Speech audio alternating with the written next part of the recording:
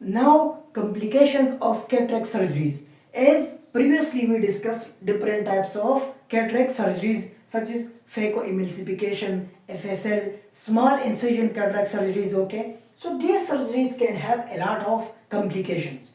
We will discuss these complications right now, okay. The first one, we can have anesthesia complications, okay. In anesthesia, for example, in retrobulbar block, we can have multiple complications, okay. In retrobulbar block, we are injecting an anesthetic into the behind the eyeball, okay. So this is the retrobulbar block. Retrobulbar, the first one complication is retrobulbar hemorrhage. As we are injecting the needle, okay, so there can be the injury to the vessels.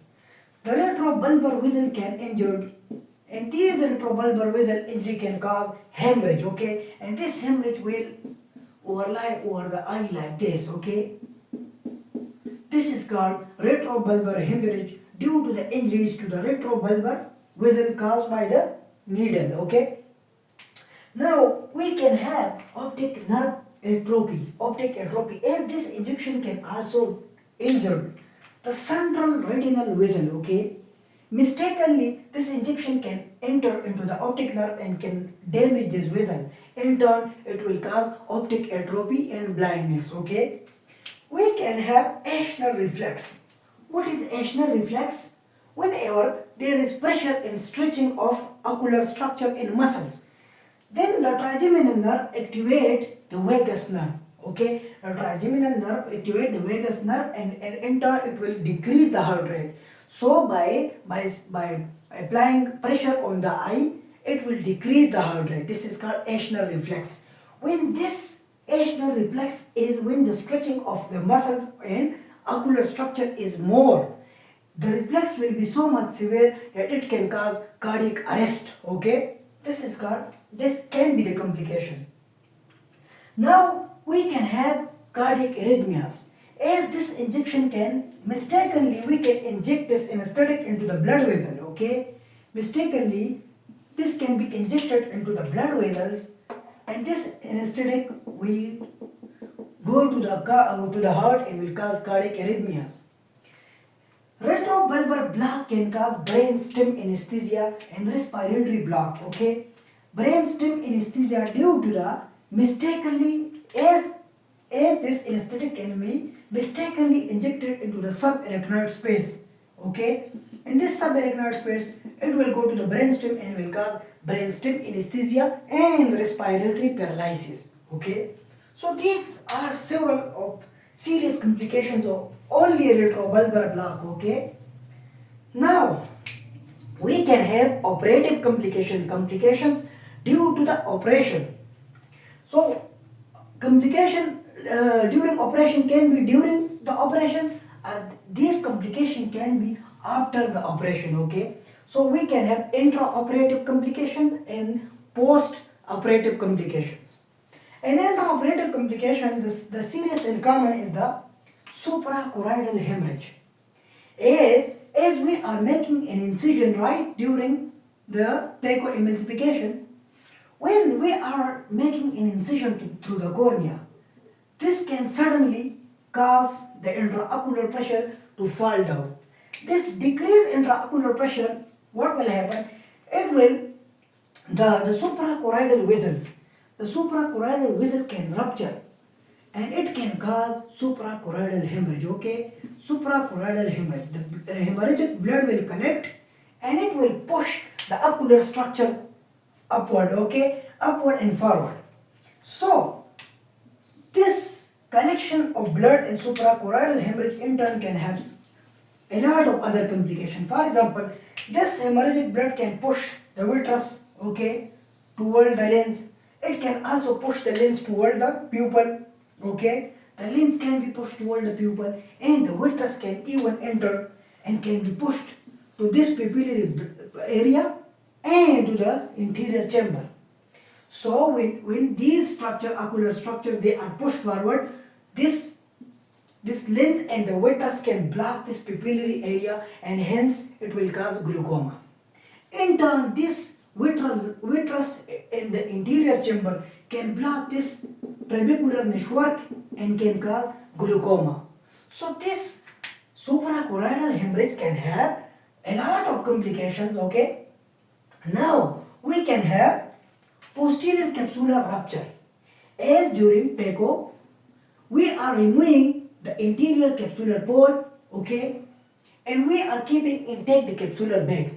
But due to the instrumentations and the viscoelastic substances and the pressure, this capsular bag can rupture, okay, and the debris and the lint particles they can sinks down into the vitreous humor and can have other complications, okay. And this posterior capsular bag rupture can also causes the vitreous loss, okay. And the vitreous loss, like in this suprachoroidal hemorrhage, the vitreous can come into the interior chamber and can cause glaucoma, okay. Now we can have, these are the intraoperative complications which can happen even during operation, okay. We can have complications after the operation. These complications can be divided into the early complication which occurs immediately after surgery and the complications which occur late after surgery, okay. So immediate complications, we have wound leakage, okay. There are several reasons in which the wound can be leaky due to the increased intraocular pressure, due to this suprachoroidal hemorrhage, okay, and due to the improper incision in the cornea, and due to the improper suturing, like in conventional extracapsular cataract extraction, okay. So due to the improper suturing, increased intraocular pressure, suprachoroidal hemorrhage, we can have the leakage of wound, okay. We can have the leakage of wound, and this wound leakage and increased intraocular pressure can in turn cause iris prolapse, okay. We can have iris prolapse, in which the iris will come out of this incision and will cause iris prolapse, okay. So we can have iris prolapse due to increased intraocular pressure and suprachoroidal hemorrhage and improper suturing. The iris itself, by compensatory mechanism, is trying to seal off the suture, okay. So due to the improper suturing, the iris can prolapse. Now we can have the flat interior chamber, as due to the wound leakage, due to the iris prolapse, increased intraocular pressure, when most of the fluids of the aqueous humor is leaked, what will happen? The interior, this cornea, the interior chamber will become plate, okay, and the curvature of cornea is lost now due to the plateness of this interior chamber in the loss of aqueous humor. And early complication, we can have endophthalmitis. Endophthalmitis is the inflammation of these ocular cavities, okay. Why? Because during operation, due to the instrumentations and due to the environment, and even due to the bacterial flora of the patient itself, this flora can enter into these ocular cavities and can causes inflammation, which is called endophthalmitis. We can have corneal edema, as due to instrumentations, chopper, PECO probe, etc., we can damage this endothelium, okay, of the cornea. And we know that this endothelium acts as a pump for the cornea and remove the extra fluid. So when it is damaged, it will cause corneal edema. Okay, so these are the early complications of cataract surgeries. Now we can have late complications. In late complications, we can have chronic endophthalmitis, as during the bacteria, during the operation, the bacteria can enter into these cavities like an early complication. So it will cause chronic endophthalmitis. We can have chronic corneal edema, and this chronic corneal edema due to the damage to the endothelium can lead to bullous keratopathy. And this bullous keratopathy, the only treatment of bullous keratopathy is the removal of cornea, okay, keratoplasty. And we can have two other serious complications in this late post-operative complication: cystoid macular edema and posterior capsule opacification. Cystoid macular edema is the edema of the macula. Okay, we have macula right over here. So due to the operations, and most importantly in about more than 60% cases in intracapsular cataract extraction, it can cause edema, cystoid macular edema due to the increased permeability of perifoveal capillaries. Okay, it will cause cystoid macular edema.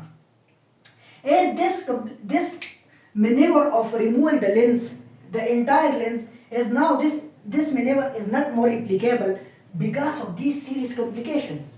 And even it can happen in the extracapsular cataract extraction surgeries. As previously we discussed, phaco, FSL, small incision cataract surgery, conventional extracapsular cataract surgeries, okay? And this even it can happen, okay? But the percentage is less.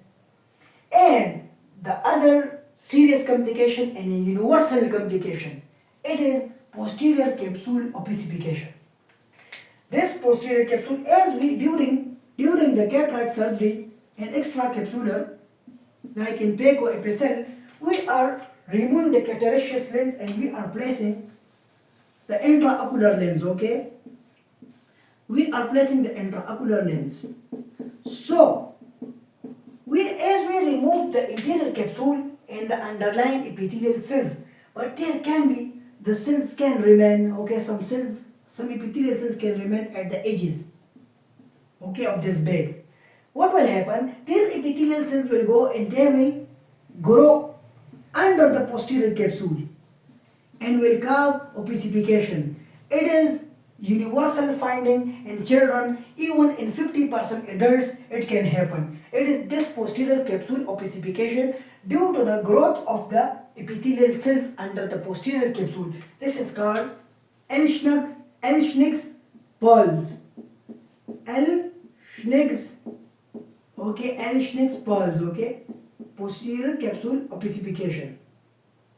Pearls, okay.